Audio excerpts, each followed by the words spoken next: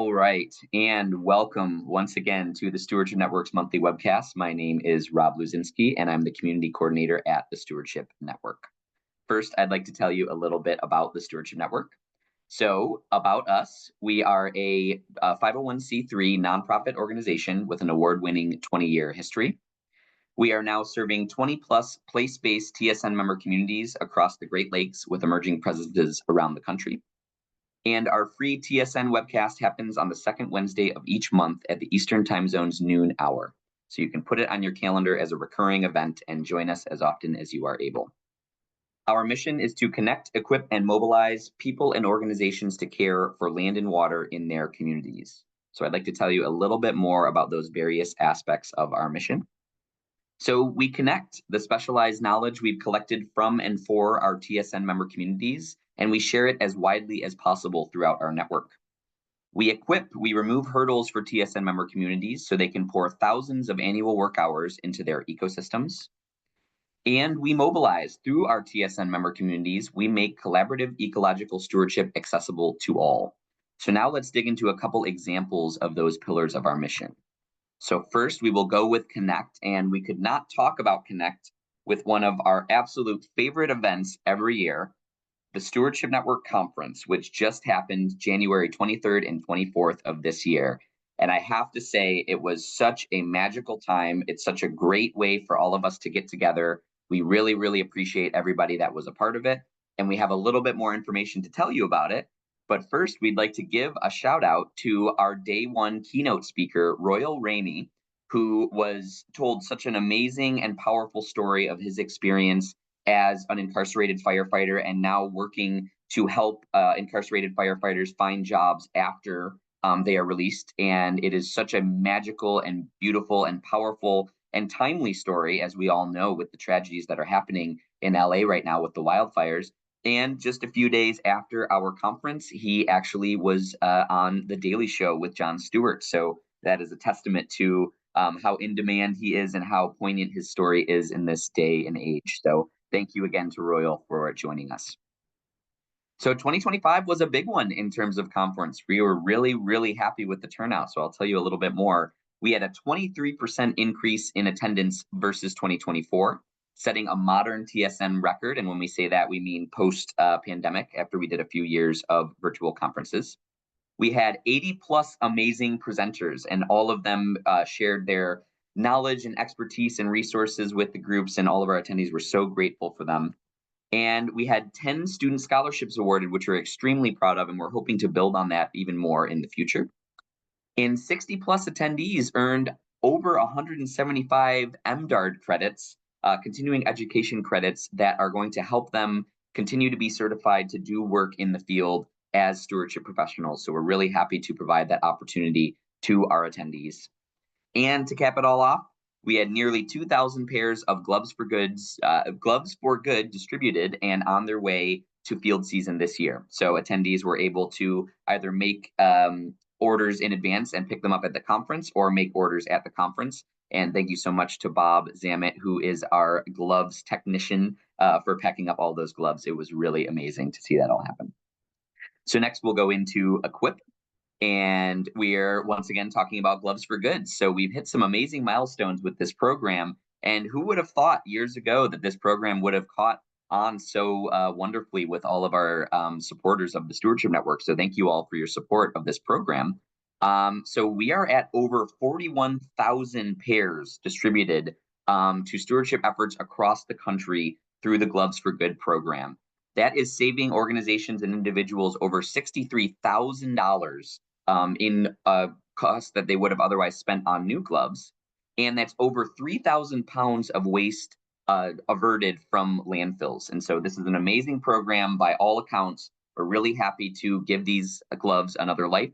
And all of you are the ones that are able to steward them and use them in your work to support your local native ecosystems.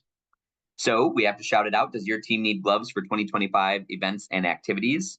Well, we recommend that you order soon because the rush has officially arrived and we are quickly running out of some of our inventory. So if you have not already, please visit stewardshipnetwork.org/gloves to make your order.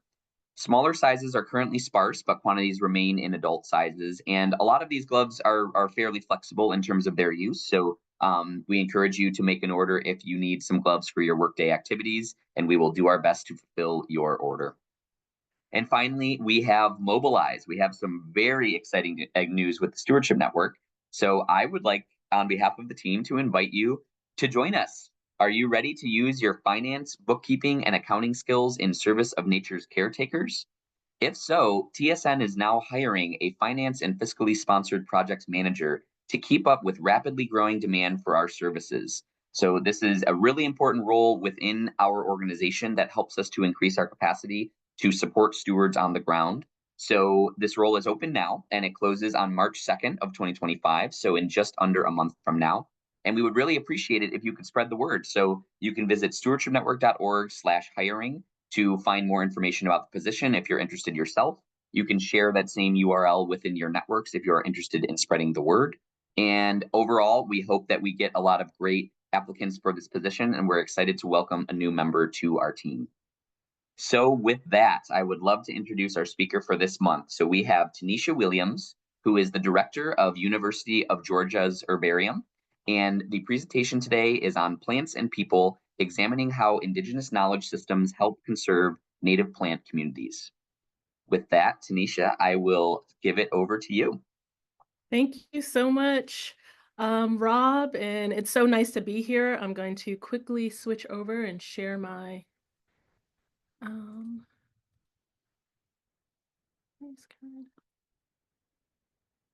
here we are. Are we looking good, audience? It looks great. Thank you.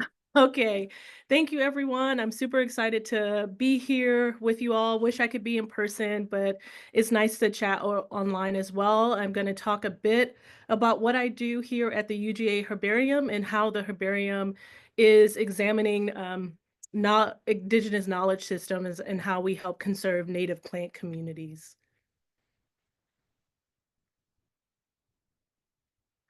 This is just a quick outline of my talk. I'm going to tell you a bit about my planty passions, how I got started on this role. Then I'll talk about what traditional ecological knowledge is. And then I will get into how herbaria can help preserve traditional ecological knowledge, and then talk about two collaborative projects that I'm involved with that use herbaria and also work with Indigenous communities. So when I first started out as a wee little scientist, not even knowing that you could study plants for a living, I really started my botanical pathway. Really wanted to know how climate change impacts plants. That's still a huge question in my lab that we're studying right now. And then the next thing is, as I move further on in my career, I started to develop different questions. I started to travel across the US and then also into other countries and seeing more about their conservation and biodiversity programs as well. And it got me thinking into bridging this gap between Western science and then also people. When I first started, I was really interested in the plants and the plants only, not how people were involved. And now things have switched a little bit in my lab, and I'm really starting down this role of ethnobotany, really trying to understand how Indigenous peoples use plants and how they really help plants and how they've done that for thousands and thousands of years. This work really started at Bucknell University. So that is the picture of the campus to the left bottom next to Black Botanist Week. This started at a postdoc that I was at with Dr. Chris Martin, who's a professor at Bucknell University. I came on to work with Aboriginal peoples in Australia, and I'll tell you a bit more about that. But that project and that journey really set off me really switching my research path and connecting Western science and people. So something that I used to always think about, and as I'm reading these books like Braiding Sweetgrass, is really thinking about plants as one of our greatest teachers. And I grew up in a household with my great grandmother who loved plants, had a green thumb, loved, love plants. And so I knew that plants were special, but I didn't know that you could study them for a living. And the more I read from books like from Dr. Robert Wall Kimmerer, I love that there's a quote in this Braiding Sweetgrass book that says, "In some native languages, the term for plants translates to those who take care of us." And so plants provide everything that we need, and it's something that I'm growing more and more fond of day by day, the more and more that I learn about the plants that are around me and are in other countries. Taking that idea of thinking about plants as great teachers, another good book to read if you want to take those lessons into the classroom is by Dr. Baranda Montgomery. She wrote a book, Lessons from Plants, and this really goes through her journey of what she was learning from plants. She works on more mainly biochemistry aspects of plants, but how that translates to the classroom, how we give so much care to our plants and thinking about can we give the same care and the same humility and humanity to the students that we teach, to the adults that we teach, to just in general life. So this is a good book connecting those lessons as well. So I'm going to get into what is traditional ecological knowledge. I love Elder Albert's short and sweet definition, which is seeing with both eyes. It really is seeing with our Western science eyes as well as our traditional ecological knowledge eyes or indigenous knowledge eyes as well. Another definition from the U.S. Fish and Wildlife Services, this was a partnership done with indigenous folks. Their definition from out of this 2020 paper is evolving knowledge acquired by indigenous and local peoples over hundreds or thousands of years through direct contact with their environment. So really having that on the ground, as I often say in other presentations when I talk about a partnership I have with local government, the local government is really boots on the ground and I'm like boots in the lab, but having that on the ground experience, especially over generations. Another way to look at this is Dr. Christina Eisenberg. She works in Canada. It's place-based land care practices, but what I really want to focus our attention to is her logo for her lab. So braiding Indigenous knowledge and Western science to reimagine a climate resilient future. But that on that logo, we also have the two-eyed seeing, right? So bringing it back to Elder Albert, but she has the steps of how do you create these relationships that are long lasting and not harmful to the communities that you're trying to help. And when I came across this logo, I was like, wow, that's what we're doing in these projects. And it was nice to kind of see like the a logo and some words to what we've been doing. So making sure starting at the top, having those shared priorities and mutual benefits in a co-stewardship, making sure in the beginning we're coming together and the community is being heard, and then the co-creation of the plan, of the stewardship plan, making sure that everyone has a seat at the table, everyone's heard and listened to, and you're making these plans and agreeing upon these plans together. The co-creation of the methodology, the co-creation of the implementation, and then also evaluation. And that's on both parts, right? Either your Western partners or partners outside of the Indigenous community, as well as partners within the Indigenous community. And just knowing that these types of projects take a lot of work and a lot of time to one, build trust and to establish that you are here in good faith and here to actually help the community and long lasting relationships. I am still talking to folks that on projects that I'm done with, but I'm still connecting and communicating with them and just checking on them just to say, hey, how's your day? So, how can Herbaria be a resource for such projects? But first, let's talk a little bit about what Herbaria is. To me, I often say I give tours. We have about this month, we've had over 300 students come through the herbarium. It's a biodiversity repository. Some of my students call it a dead plant library. Okay, I'm all right with that, but it's a really important dead plant library. It documents plants, and everyone seems to know, like, yeah, we document the plants, but it documents some other things that I think are not highlighted enough for herbaria. It documents places. So these are places that I've visited and collected plant specimens to. It documents practices and people. So here I'm showing at the top left photo, Chef Sean Schumann is foraging for native koi koi or khoisan foods in South Africa. Next to his photo, we have Esther Hans.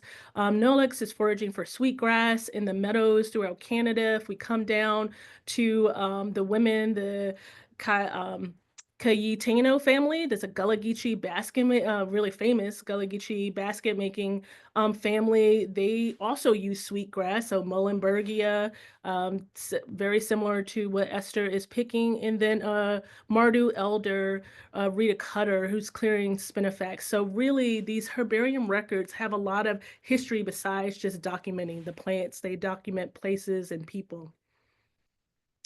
Right now, we have about 3,500 herbaria across the world. We have 400 million specimens worldwide, which is, it baffles me how many specimens we have. So herbaria are really, really important to keeping the biodiversity and making sure that we have a repository, but also in invasive species. A lot of the invasive work has been used through herbaria. So as people are collecting these invasive species, we can see how this invasive species has moved through the landscape through herbarium records. So now we're into the age of digitization of herbarium records. Many of our collections, especially in countries that have a lot of money, in Europe, in the US here, they're digitizing these records. So they're publicly available if they're not rare, if they're not threatened, for anyone to look at these beautiful species and to do any research on as well. So at the UGA Herbarium where I am today, we were founded in the 1920s. We're still trying to pin down the exact year, but we're over 100 years old. We're one of the largest in the Southeast United States. We have over 280,000 records and counting. We're a pretty large facility, and we really uh, focus on three areas: research, teaching, and service. And at that top picture, that was my first semester here, and those are our herbarium interns. We have tons of students that are coming through this herbarium to work, and they really love it here. Those smiles are real. Those are real smiles. And at the bottom, that's my plant taxonomy class, getting a tour from our collections manager, Stephen Hughes. If you're on Instagram, please follow us because we talk about all the things that we're doing. We pull out unique collections. We'll have something for Valentine's Day coming up as well. So how can herbaria respectfully be a resource for and conserve the living histories of Indigenous people from around the world? So I'm going to tell you about one of those projects. And this is a collaboration between Aboriginal peoples in the Western Desert of Australia. So what I'm showing you here is on that left-hand side, we have a map with the orange. That is the Mardu tidal lands. And Mardu is a blanket term for many different Aboriginal groups throughout the Western Desert, but they have a common law structure, they have common languages and common cultures. Mardu peoples are known for their artwork. They're also known for their hunting styles. And it's a really fabulous place, but it's a really harsh environment to be in. And so what this community wanted to look at is a staple food source. So they lived in a mixed economy, which means half of them and half of their lifestyle is indigenous Aboriginal ways, and half of their lifestyle is more of the Western way. And they still use they still do foraging, they still do hunting, they still maintain the desert with fire, which really promotes a lot of biodiversity in this region. You think of a desert, it's dry, it's hot, but it's really, really diverse. And a lot of that diversity is because of the people in the landscape, managing the landscape, and because of the Mardu people. And so they were interested in a staple food source. Solanum diversiflorum is the scientific name, but we call it wamala because the Mardu people call it wamala. So what we did was we connected with the Mardu people. We collected samples within Mardu territory. So that's that map with the red, and you see all those little yellow triangles in the Barnwar group. So that's collected on the Mardu territory. And then the triangles that are outside of those group, like kind of connected along the coastline, or that's not the coastline, but along the outskirts of the Mardu territory, Great Northern Highway and Boonda Station, Wolf Creek. These are Wamala plants that are not associated with Mardu and are not associated with any other Aboriginal community. So we don't think that these are being managed like the collection, the Wamala species within Barnwar. So what we were able to show genetically, what the Mardu knew morphologically, is that species within the Mardu tidal lands were genetically healthier, meaning they had low inbreeding. There's the same type of scares of inbreeding with humans are the same thing, the types of scares that we have in plants. So we wanted low inbreeding. We had a lot of genetic diversity. The higher the diversity, the better to protect you from all sorts of diseases and things that could come. We had higher fruit set and all sorts of things compared to those populations that are outside of Mardu tidal land that are just wild populations that aren't being managed. If you want to learn more about that story, we have a YouTube video and there's going to be a link that goes out in the chat. My one of my bosses that I work with this project is called Dr. Chris Martin from Bucknell University. He has a YouTube channel called Plants Are Cool Too, and we talk about this story. And so the episode is called How One Aboriginal Community is Making Things Better for an Important Plant. And these are some of our collaborators, and we have a paper coming out very soon. I'm super excited to finally get this story out here, showing all of that genetics work that I did, and showing that Aboriginal peoples and this indigenous knowledge, we're just backing it up with the genetics, which is amazing that we were able to show that. I'm going to move on to the second project, something that once I got here at the University of Georgia, I wanted to make sure that I established some connections here in Georgia as well. So I'm doing a collaboration with the direct descendants of the Harris Neck community, which is a Gullah Geechee community along the coast of Georgia. So the Gullah Geechee people and culture, they're descended from enslaved peoples from West Africa.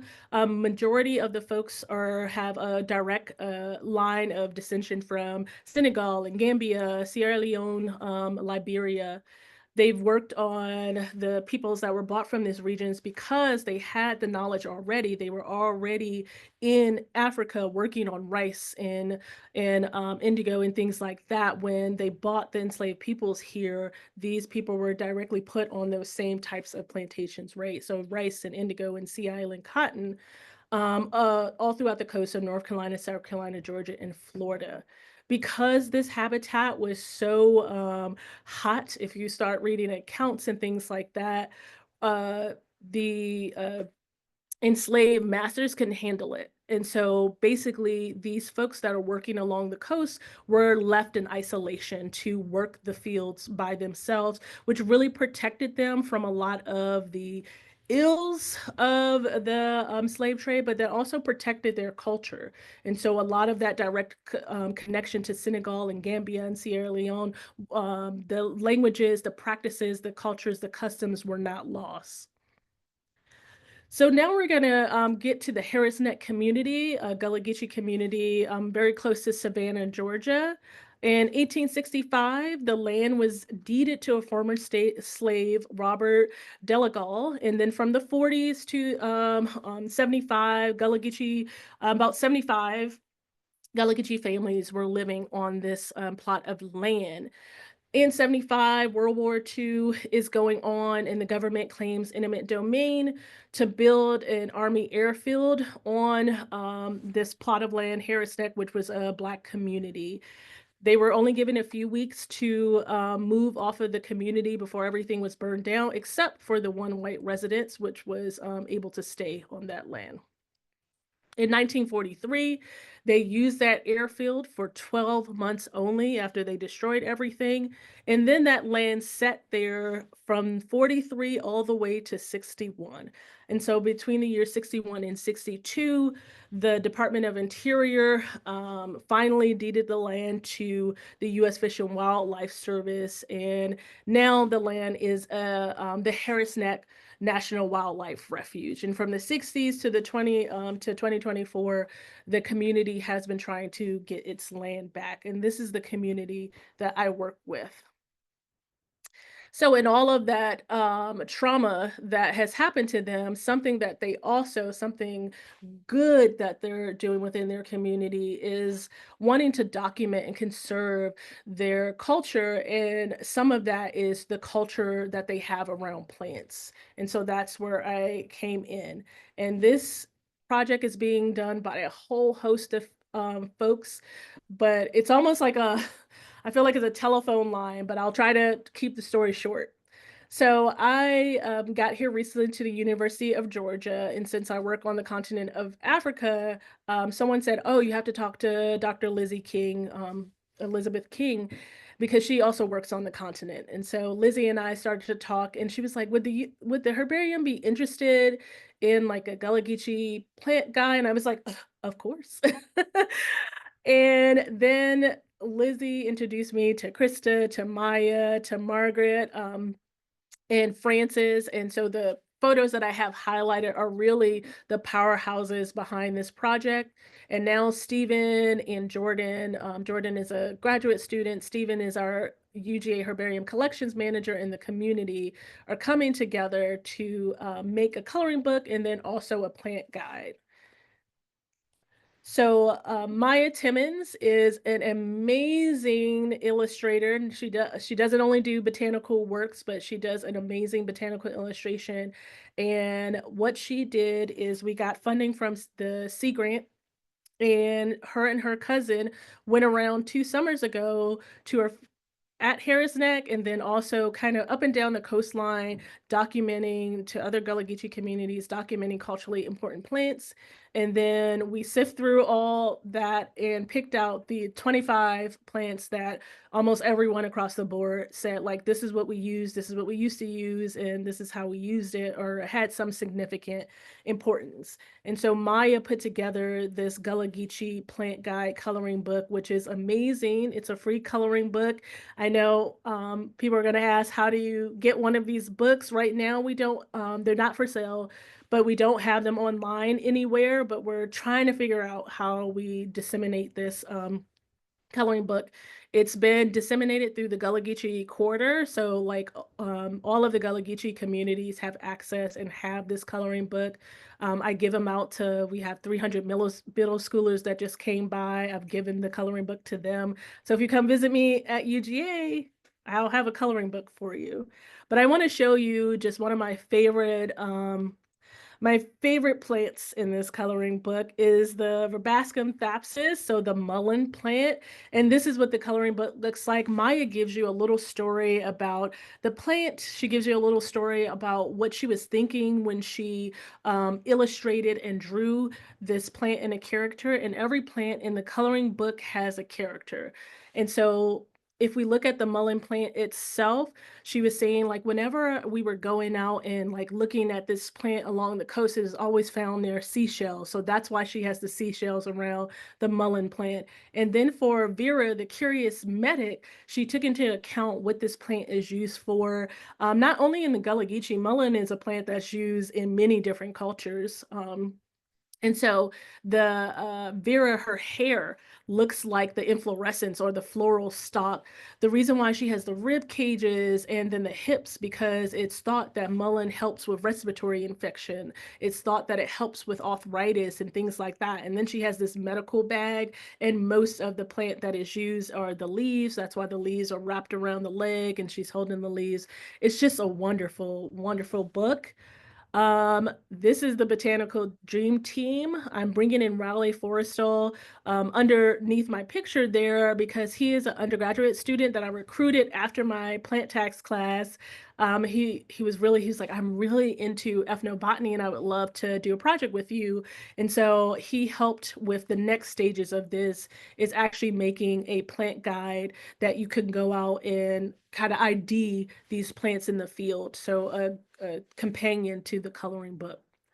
So how are we doing this? We're in the community. Very often we have these workshops where Maya and her cousin went around and collected the data in the interviews, but we're going back and making sure that when someone says mullein, they mean verbascum thapsus. When someone says sweetgrass, they mean like Muhlenbergii, Sericea. So we're just making sure we're talking to folks, and this is where the real work, at least makes my heart really just it just squeezes my heart so much is to go to Harris Neck and work with the families here and hear their stories and hear them talk about how mama used to do this and grandma used to do this and grandpa used to do this and now we do this as they're talking about these plants and remembering what life was like on this wildlife refuge. And um, it's beautiful, it's beautiful. As you can see, I'm smiling looking at some grass. And so now we're in the final stages of putting together this Gullah Geechee plant guide. So the plant guide looks a little bit different from this. I don't want to give us all away, but this is the with the mullein plants. And so we have pictures now. So when you're out in the field and you're like, am I looking at mullein? This is a guide that you'll use, and we're making it digestible for a person that doesn't have like a botanical PhD. We want to make it useful to the community and useful for people outside of the community that are just interested in plants along the coastline, because there are a lot of communities that live in Savannah and on these coastlines. So with that, I felt like I breezed through, but I really want to thank the communities of caring and compassionate people that let me come into their communities. They shared their stories with me, and they're allowing me to share these stories with you. So I just want to thank both of those communities and the other communities that I work with. And I want to thank you all for coming. And I'm excited to answer some questions around plants and people.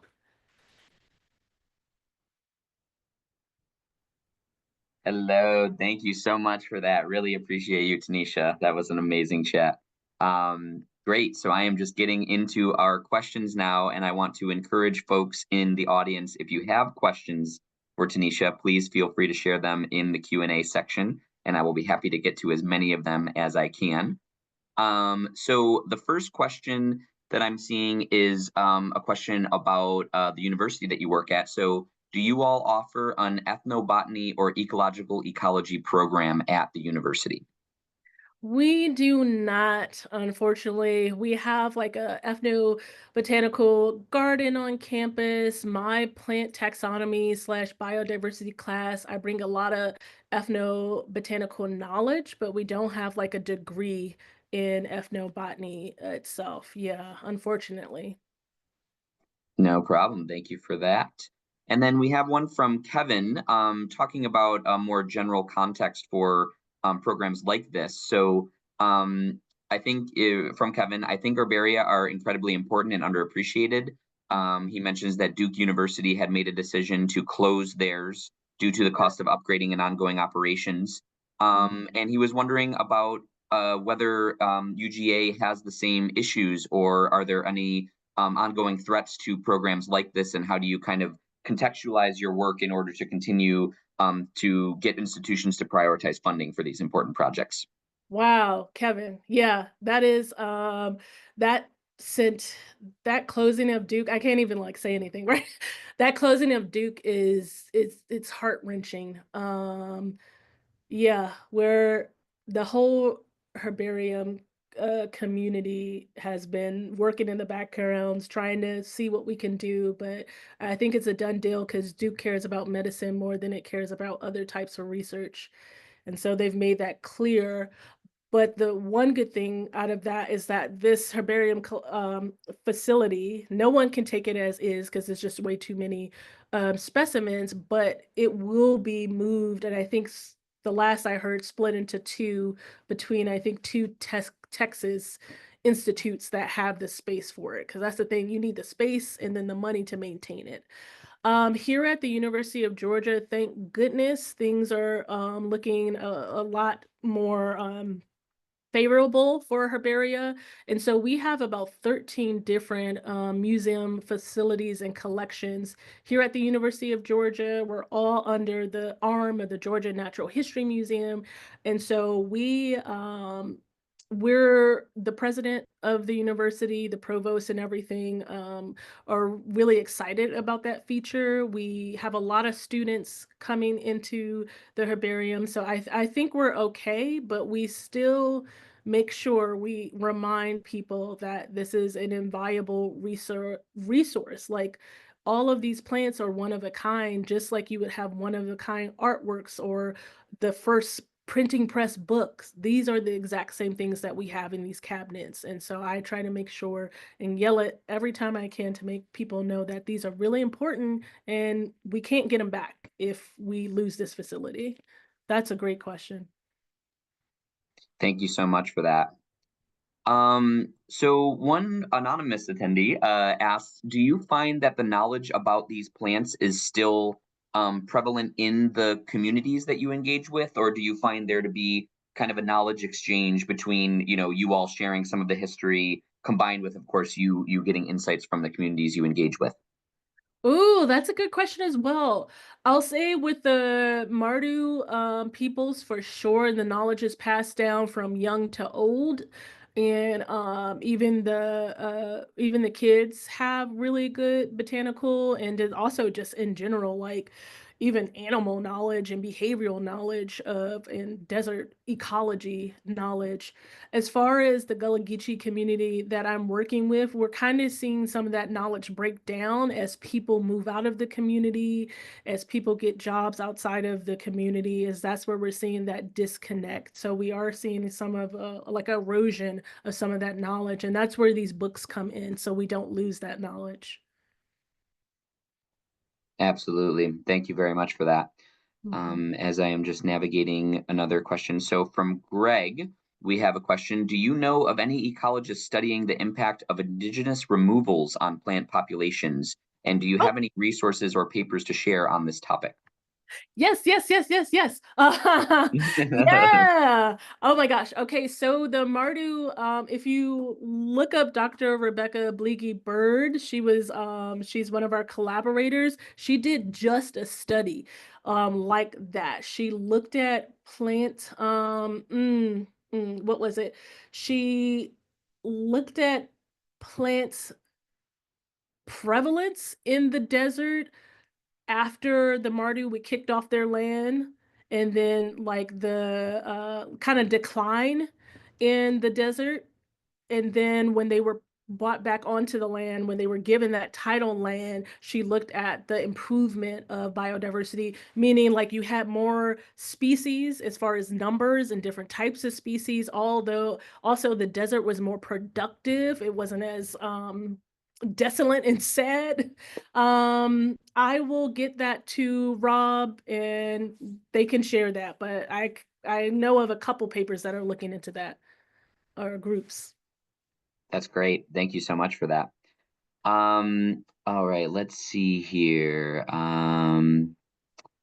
Okay, so there's a couple questions related to the larger context that surrounds this work. So I'm going to see about addressing these. So there is a person, Faisal, a professor in Canada who works with Indigenous peoples and has the privilege of being the director of People, Plants, and Policy Lab. The Oh, question is about policy. So there have recently been international agreements that for the first time recognize and uphold the knowledge of Indigenous peoples and local communities, including Afro-descendant communities. Do you have any thoughts about your research and how it can support policy reform in the United States and globally in support of community-driven approaches to conservation and sustainable use of plants?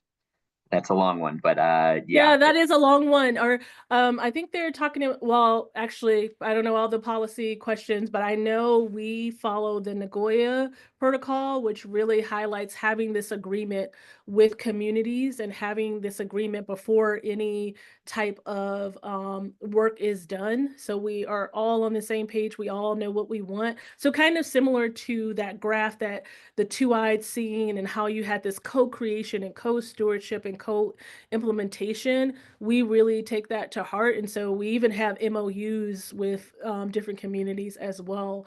Um, as far as taking this up to the policy wide, we haven't done, or I haven't personally been involved in doing anything like that. If I knew of any conferences, if I knew of any avenues and ways in which I could present this work and show that it's important to have these type of non-harmful relationships, I would love to hear about it, and I would love to talk to folks about it. But yeah, thank you for the Amazing. Thank you. question.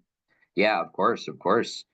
Just as I'm navigating all these, and I also need to mention that there is a ton of love going on in the chat right now, and appreciation for you and the presentation and all of the important work you do. So I have to mention that as well with Oh, all of thank these you questions. all. Thank you. Yeah.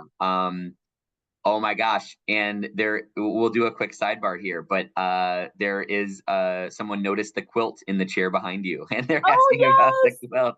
Yes, yes, yes, yes. This is one of my friends' moms made this quote for me, and it's so botanical. It has flowers everywhere. Yeah, it makes me smile every time I see it. I love that. That's so great. We were just talking about that in our tech check as well. So that's great that somebody else noticed it too. Okay, great. So from Lorraine, love this presentation. Very inspired by the plant guide. Are you aware of other Indigenous led plant guides for various territories, like the one you've been involved with? And an example that they share from Canada is the Greenbelt Indigenous Botanical Survey. And they actually added a link there. So I'm going to share that in the chat as well. But are you aware of any other Indigenous-led plant guides in other areas? Yes, not in the US, but in Australia, the Mardu have several plant guides that they've done with different different universities, and they're published plant guides. They're not easily available online. The only time that I saw them, I think I've seen one on Amazon like a long time ago, and we really, the last time we were in Australia, we made sure we bought quite a number of the guides. But that those are some of the guides that I know of. I am sure there are other folks that are working on these things as well. It's just, do we go to the right conferences? Do we actually get to connect and talk to each other? But for sure, the Mardu peoples out of Western Australia have some a plant guide. They also have an animal guide, and there's a third one as well that I'm forgetting. Awesome. Thank you so much. On a related topic, and forgive me, I don't think I've asked this one yet, but are you aware of other ethnobotany projects in other herbaria? And this is from Peter Williams, and he's near the Botanical Research Institute of Texas in Fort Worth. So other ethnobotany and other herbaria. Oh, let me think. I'm gonna say no, but there has to be. There has to be. Over 3,000. Oh, I just heard of one. Okay, there's a new curator in where is she? Liberia. Lizzie also works in Liberia, and so she connected me with this curator, and they're trying to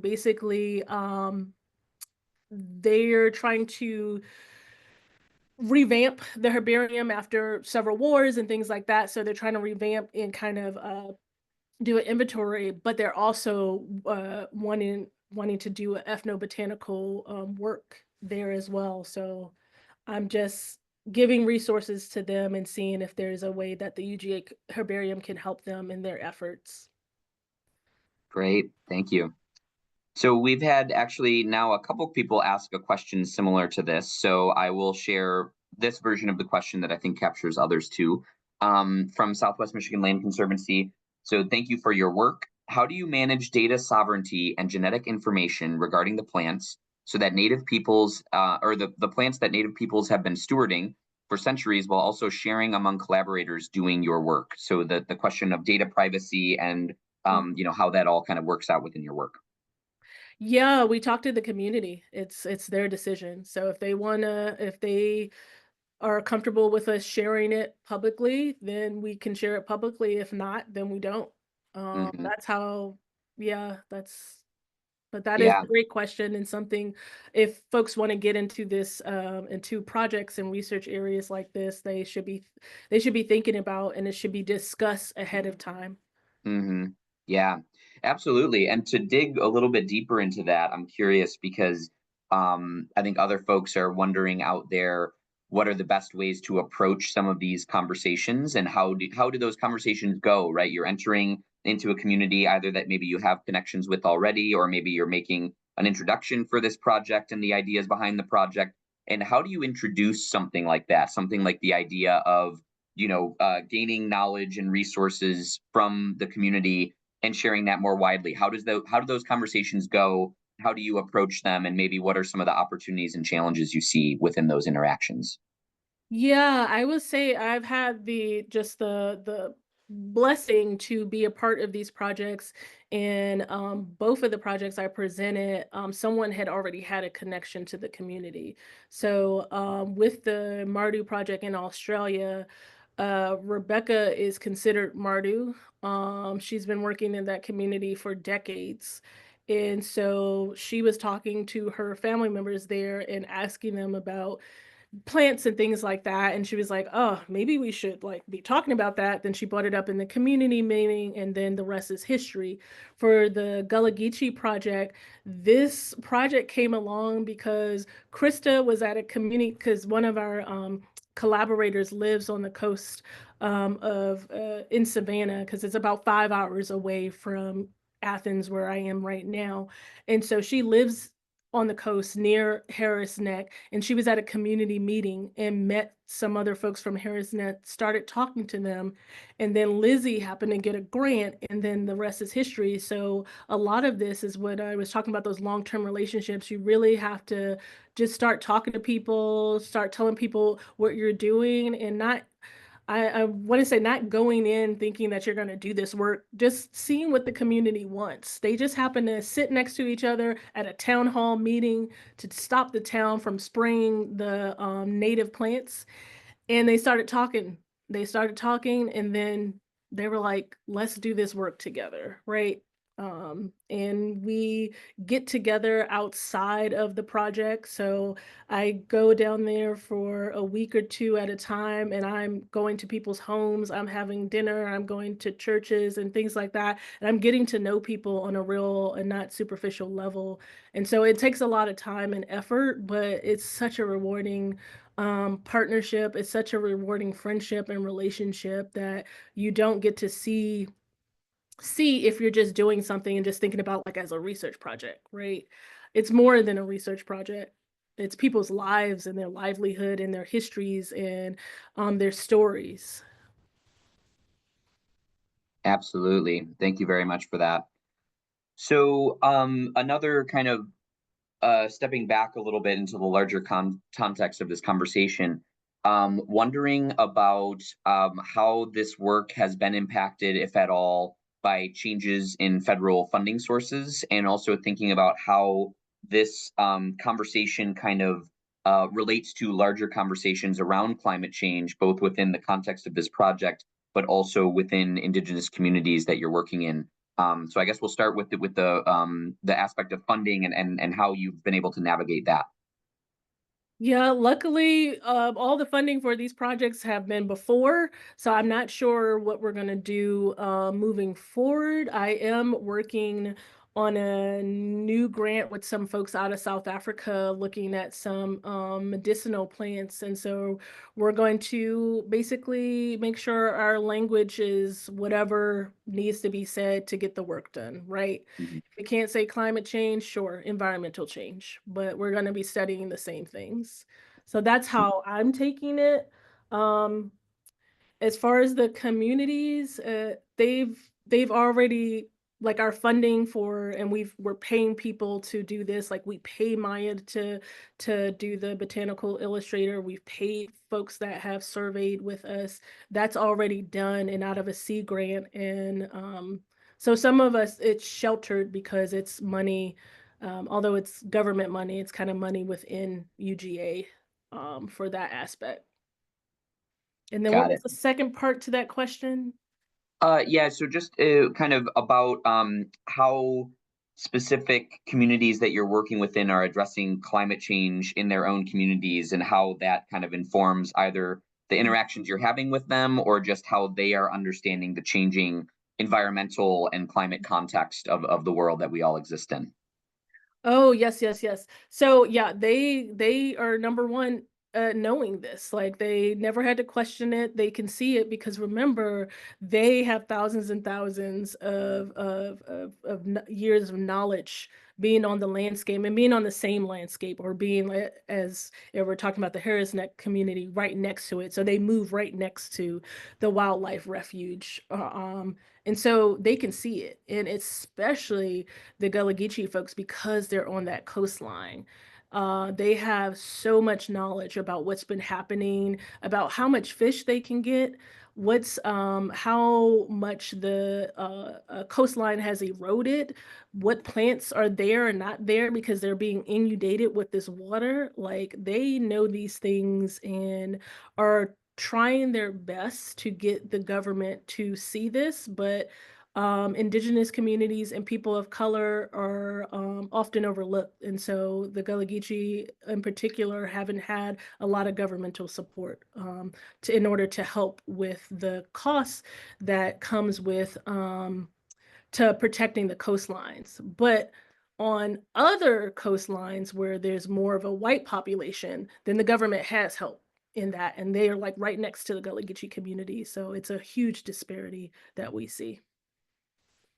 Got it. Thank you very much for that. So this is a question related to Michigan in particular, but wondering about mullein and whether or not it is non-native to Michigan, or like kind of how does that fit in within this context of the project or the plant itself with being native versus non-native in different areas of the country. That's true. It's non-native to the US, but Right. it was bought here so long ago and it is used by so many different cultures that I'm not sure if its status is naturalized, and I know in certain areas it can get invasive. hmm Um, but the reason why we don't just document natives, we're at least in this project, we're documenting culturally important, meaning something that folks have been using for many generations, even if it's not native. Like hmm there's a lily that folks use in this community that's non-native, but it's used, it's planted, and so we also include that because so many people talked about it. hmm But yeah, mullein is not native to not native to the United States. Right. Right. Yeah, and it's about just, documenting the history, right? And so That then, is. that informs decisions of management and the cultural significance and all of those things. So, Yeah, yeah, yeah, absolutely. yeah, yeah. So I have one more comment and then we'll be wrapping up here in just a minute or two. But so from Robert Flory, we have Tanisha, this is amazing and thank you. Check Mhm. out the Maya Forest Gardeners Network. They are doing work that rhymes with what you are doing. Also, check Okay. out People and Plants International. We use horticultural plants to tell stories of people at Stoutsburg Sauerland African American Museum, and I hope to learn more about the use of native plants. And so, Oh, wow. Thank you for that information because I haven't heard of these organizations. Yeah. That's the thing is it's like there's a economic botany conference, there's a ethnobotanic society, but there's no way to connect all these dots or even connect folks that are like conservationists that are on the more applied side because I'm thinking about those two conferences and I presented at, but they're more like university research scientists and they're not bringing in other folks that are doing this work as well. Thank you so much for that information. yeah, and I just want to shout out everybody in the chat because there's a lot of great resources that are being shared right now And we will try to find a way to compile these resources and make them available. And certainly for you, Tanisha, we would love to share, Please. more of Yes. this information with you, some of which you may be aware of. But really got to thank all the folks in the audience for the robust Q&A. That's really awesome. We had a lot of time for Q&A, and we totally made use of it, which is amazing. Yes. So I want to do a quick one, Tanisha, for you before I go into my outro slides. So I just wanted to ask you, do you have a particular moment or a particular story that stands in your own personal experience as very powerful and validating for the work that you do? It could be either a conversation that you had, or it could be a recent kind of success story that really inspired you. But is there something in your work that really has just served to validate your own commitment and the importance of the projects that you work on? I would say that's a great question. I would say something recently is I was down at the coast with the Harris Neck community.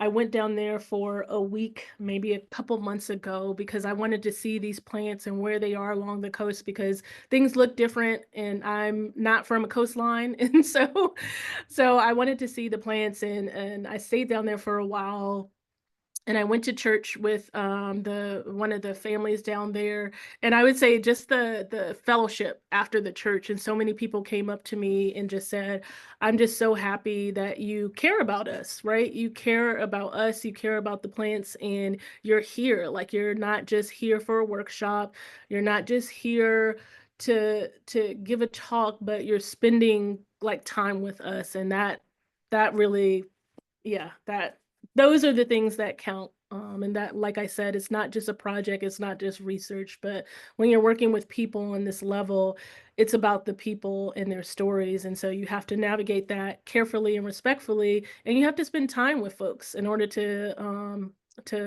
just know and learn more about them.